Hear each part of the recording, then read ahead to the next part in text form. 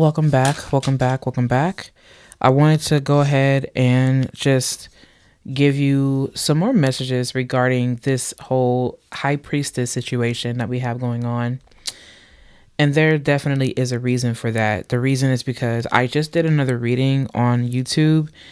Well, obviously on here on this space, and it was something about like being like marked as a seer and whatnot. And I just wanted to see like what else, like what other messages do we have available. I wanted to make sure that I made this available to a wide audience. I didn't want you to have to, donate to receive the message. So I just allowed myself to just kind of, just do the reading here. And this was okay as led by spirit. So this is the high priestess that we have here. And this is the energy that we are focusing on. What does the high priestess need to hear right now in this moment? Sorry, I had to get that to focus. But yes, like what does this high priestess need right now to know along this journey of seership? That's what we are, as stated, focusing on. And that's what we're going to do. And so far, and it's so interesting because I feel like it's really just a continuation of what was there in the other reading, to be quite honest with you. It's so interesting that we have a lot of masculine energies that are coming through, which I find to be quite interesting because the high priestess is obviously very feminine, And the high priestess is the energy that is notoriously known for working against magic, for being behind the scenes, for following spirit, for being silent, for being a reflective mirror, and for allowing itself to remain silent enough for the energy to reveal itself. It's known as being very passive, and it definitely does move according to divine law, divine flow, divine rhythm. It's very secretive. It is all about the mysteries and not necessarily who is coming in this yard. I don't know why it looks like someone's coming in the yard. Sorry about that. I had to be on the lookout for that. But anyways, because I don't know what they're doing. Oh, it looks like they might be doing something for their dog. Okay. It's so funny because that normally does not happen. It really does not happen. Hardly ever. And it's so interesting because I feel like there could be things that are coming into your field that you're probably like becoming a lot more aware of. And I feel like spirit is like, don't worry about that because regardless, you are protected. I need you to focus on what you have going on here.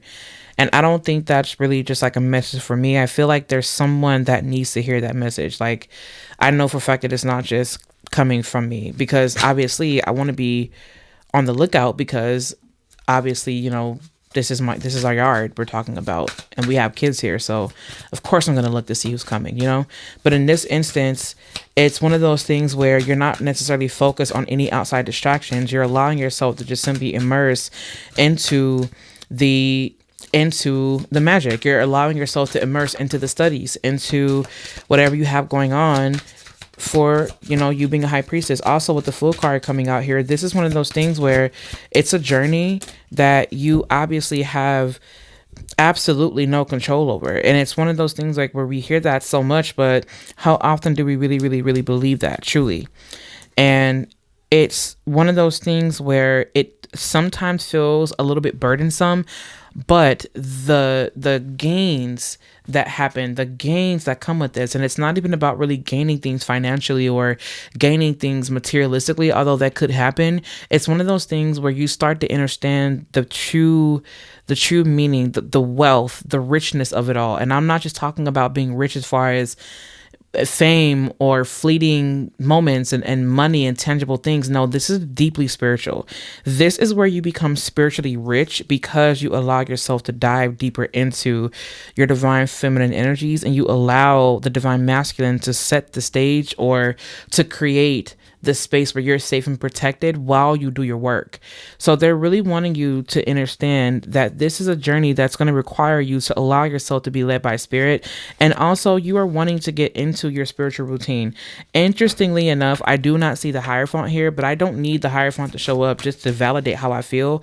If anything, I feel like this is one of those things where you just, allow yourself to just immerse into the mysteries of not only yourself, but also of, you have the Three of Pentacles here, you have the Tower, and you also have Justice. It's where you just kind of let yourself just be. And also what I'm feeling with this is that I just heard the word divine partnership. You could have a divine partner who is like the complete opposite of you, where it's like you are so deep into the mysteries, you are so deep into the occult, you're so deep into the ritual, the magic of it all, the intangible energy. And your partner could be the complete opposite. They could be very materialist. You know, they can have a very strong materialist mindset, but somehow you doing what you do and you working your magic and you just kind of vibing in your own space, and they see the changes without seeing like how you're doing it. They're like, okay, there's something real to this, because every time I notice that when you go into a room, you do something, or I hear you talking and it's like you're talking to someone, but then I don't see you talking to anyone. And then when we go out in public, these things happen. Why, like, how is that happening? Explain to me how this is happening. And you're like, you don't need to tell me to explain anything to you, because for one, I work my magic when I need to, and that's just what it is. Like, I'm not like, don't try to force me to speak in your language. If you're not going to try speaking mine, what makes you think that I should speak yours? Or you may not even say nothing. You may not be that spicy, right? Like, you may not be, you know, as spicy as spicy as I could be sometimes. Sometimes I sit there and I just look and I'm like, and I say nothing. Or the guru will come out, right? The sage will come out, and I will explain something in a way where it teaches, and it's like, oh, and this is not me comparing you to me. No, I'm not. I'm not saying that. I'm saying that because, of course, we're all, you know, we are all in this space, and as different as we are so alike. And I feel like this is one of those things where you just kind of allow things, people, places, whatever they are, to be what they are, and you focus on the magic. Really, you focus on that. That's going to be a journey where you're called to focus more on that. Also, I feel like this is one of those things, of course, talking about being out of your control. I feel like this is an identity shift for somebody. This is coming up to Uranus. Where does Uranus sit in your chart? That's what I want you to go look at, because that's the very thing I feel like it's going to be the most uprooted.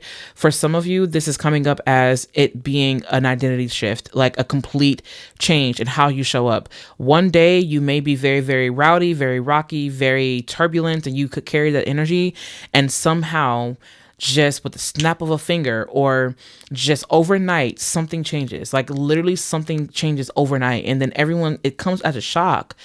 And people may tell you, weren't you just upset? Like, weren't you just mad? And when you're just doing this and you're just like, you just kind of let the energy catch up to it and you just do what you do. It's because you've learned something very powerful, and it could happen overnight.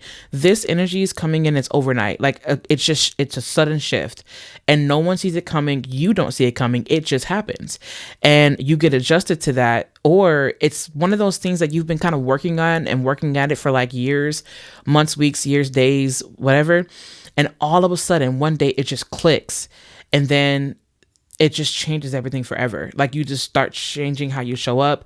You start wearing different clothes. You start doing different things. You start eating different things. And it's a complete shift. And once that happens, then people come around you who can help you with this stage in your journey. You start to attract people who want to not necessarily benefit from you, but also just kind of help you, because they see what you're doing. They see where you're at. And they're like, I want to be a part of that, because this feels like it's something greater than me, because they see what you're doing. Where they didn't see the results at first, they start to see that, and eventually I'm telling you, it's going to lead to something. It's going to lead to something big, and I feel like it's going to help you obtain assets. It's going to help you to receive like some type of wealth, tangible wealth, gold. I feel like you're stepping into a role where you're really important. Like, you are seen as someone very important, very revered, very valued, because you give so much insight and just so many things. Like, your contributions to humanity seems to be very, very esoteric, and they come to appreciate the esoteric, the mystery of it all. They appreciate love that, because they see that you have answers to things that they cannot explain. And so that's another reason why Spirit is wanting you to dedicate and devote yourself, your time, your energy into the mysteries, into this space, because you are showing up as someone that people come to when they need help seeing. Like, it just is what it is. You help people to make decisions for themselves. That's why you have the Lover's card here, it's not necessarily about you making the decisions, but it's about you helping others make the decisions by reflecting the truth back to them. And then that's where the success comes in. And I feel like Spirit is like, yes, I want you to move forward with this. I do. Why? Because no matter what, this is something that will not be changed. It can't. Like, it can't. It's already written. You've already done it. Like, you've been doing the work, and this is what you wanted, right? It's one of those things where it's like no power on earth can change it. I don't know if you've ever seen Maleficent, but she cast a spell, I believe, on what is on the Sleeping Beauty. She cast a spell on her. Aurora. There you go. She cast a spell on Aurora, and she said that no power on earth can change it. And when she tried to reverse the spell, she couldn't do it because, well, it had already happened. I mean, she said that no power on earth could change it. And there's something where this power cannot change it. It's like no power on earth can change it. Like, no one else's. Like, it's like you've already charmed it. And you just have to let the events play out the way that the events are going to play out. Like, it's just, you can't change that, but there is a chance to redeem, or there's something to be redeemed from this, because you learned from that moment. And Spirit, there's something that you learned from that. Spirit is saying, I don't want you to hold on to that anymore. You learned. It wasn't like it was your fault. You were feeling something in the moment, but not only that, they're saying that you predicted something and it wasn't your fault that it happened. You just predicted it. You may have spoken out of anger, thinking that you manifested this thing, but you didn't. You actually spoke, but you spoke from such an intuitive place that you just knew. And it's like, you just knew. You knew that it was going to happen anyway. You knew that it was. And so they're asking you not to blame yourself for that. They're not saying exactly what it is. They're keeping that protected, but they're saying that they don't want you to hold on to that, because if you do, it's going to bleed into your work. You don't want that. You don't want that to bleed into anything you have going on. And so Spirit is saying that I need you to forgive yourself from whatever that is. That was just a transmission that came through. Anyway, so you have the Strength card here, of course. I feel like this is one of those things where they're asking, oh my goodness, and you have the Queen of Swords. You are going to have to start setting a lot more healthy boundaries. You have the World card here as well. And you have the Emperor. The Empress isn't here, but it's okay. We love her anyway. If she's not here in the card, she is here in the trees, the grass, the roots, the ground. She's here in the waters. She's everywhere. She's all over Earth, right? She's in the soil. She's in the seeds. So we don't need to see it here. Although we would love to see her here, she is in her space. That's so funny, because even though you would love to be seen, they know that they can expect you to be everywhere at once and not there at the same time. They're like, okay, she's not here, but she's here. Like, you know what I mean? He's not here, but he's here. She or he or they or whoever are in their own space, and they know and they can trust that you are doing what you must do to help them in plenty. Like, this is legacy. This is what you're doing. It's your legacy. You've been saving and harboring something that they want you to share. They want you to share more of this gift. They don't want you to keep it behind the scenes out of being afraid of what you look like. They're saying that to share it, because it's something valuable that not only you, but also your tribe, your people can also benefit from. And I just heard that you're on a search for your tribe. Your tribe is coming. They want you to get ready, because your tribe is coming. Your tribe is coming, and that's why they're trying to prepare you for whatever this thing is. Because with the World card here, it's one of those things where when you are seen, baby, you are seen. And you are seen like forever, because once people get a whiff of who you are, they're like, wait, what? Like, this is you? What? And then it just change, like everything just drastically changes. Like, people start to talk and they do the marketing for you. Like, does that make sense? It's like you show up and you share your gifts, and people will market for you without even trying. They share your things. They share the words that you say. You make an impact on their life. You give them things that makes them feel, that impacts them on such a huge and monumental level. That word cannot help but to be spread. And then that's what gets cemented. And they're saying to open yourself up to that. You have this Three of Pentacles here for that reason. It's like word of mouth. It's like things that happen as a result of you showing up and sharing and you doing what you're doing. And people somehow, they're like, wow, look at these amazing things that this person has done. Wow. I want to tell the world about this. I want to show the world. I want to show more people. And then they grab an interest. And next thing you know, it's like, wow, I can't believe that this is actually really happening. With this World card here, whatever this is, it does feel global. It does feel like it's one of those things where it's written in your chart. Check your chart. Like, this is something that is just, it's It's so huge. Like it's huge. It's long-term vision, seriously. And what's so interesting about all this is that the high priest is still at the very top. As long as you allow yourself to be led by your divine intuition, by spirit, by guides, whatever you believe in, the mental realm. I like to really call this like the mental field because all of it is mental anyway. But you can call it God, you can call it whatever you want, right? I feel, and there's the justice card. That's why, exactly. You start to understand that no matter what, who is this? Oh my God. What the heck? I did not see this card. How did I miss this card? I didn't even see, I swear to you, I didn't see this card. I did not see this card. I just so happened to look to my right. Oh my God. I did not, I swear you guys, I did not do this on purpose. The Empress is actually here. Oh my God, I'm so freaked out. I'm freaked out, you guys. I've been going through it these days. I've been going through it a lot. I need I need serious help. I've been going through it. Like, someone help me. Like, I'm over here like if you could just see my face right now, it would, oh goodness. I'm not even gonna turn this camera on. No, I'm not gonna do it. You guys gotta give me a second. You gotta give me a second. I can't do this. Yes, I can, and I will. Okay, so basically with this Empress card here, exactly, it's like you're of someone of importance. And also, I checked my stats, right? I checked my analytics, and the people that listen to my messages the most are women who are between like the ages of like 35 and like 45, I think, like that.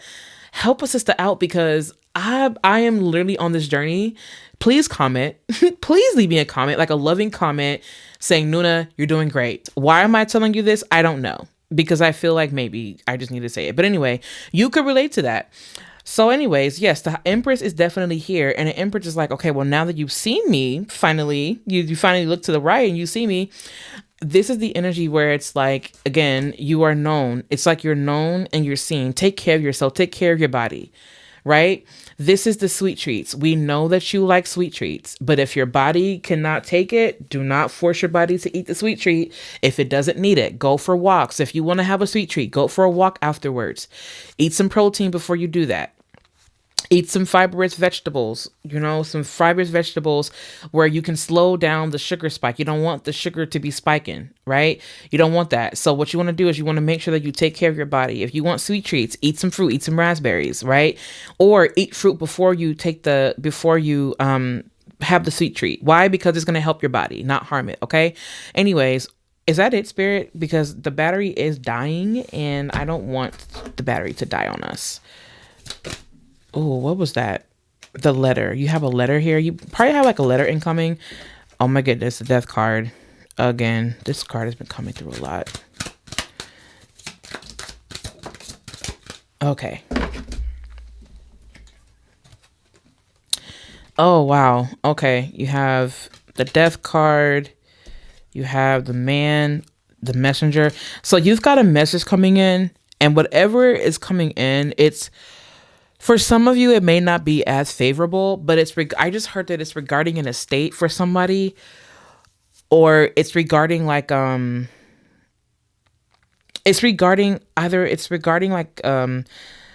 the transition of something, like the passing of something or someone, or it could 100% be spirit letting you know that it's one of those things where you're also called to, oh, I just heard to like write a letter about the things that you feel like are dying, or write a letter about all the things, or a petition. It's coming up as a petition as well about all the things that you wish to see change. And what I'm also hearing is that it is definitely a matter of time.